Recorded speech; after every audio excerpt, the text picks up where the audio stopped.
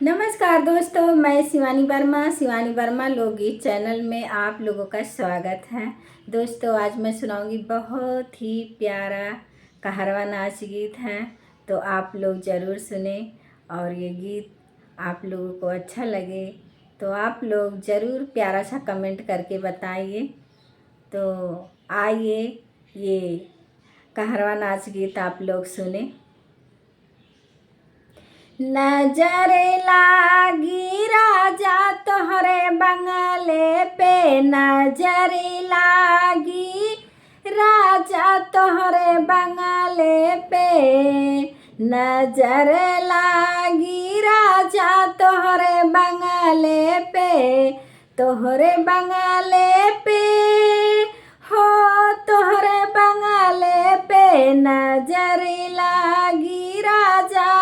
तोहरे बंगले पे, नजर लागी राजा तोहरे बंगले पे।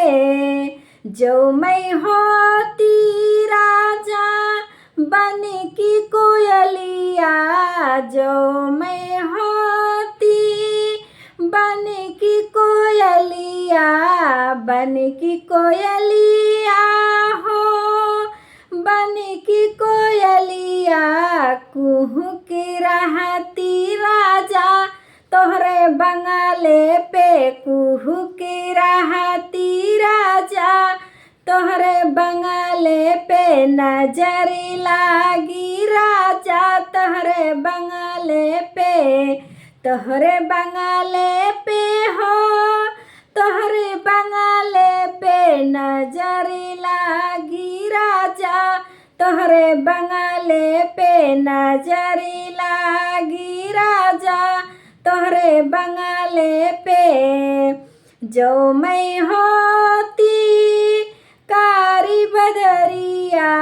जो मैं होती काली बदरिया, काली बदरिया हो, काली बदरिया जो मैं होती काली बदरिया, बरस रहती राजा तोहरे बंगले पे, बरस रहती राजा तोहरे बंगले पे, नजर लागी राजा तोहरे बंगले पे, नजर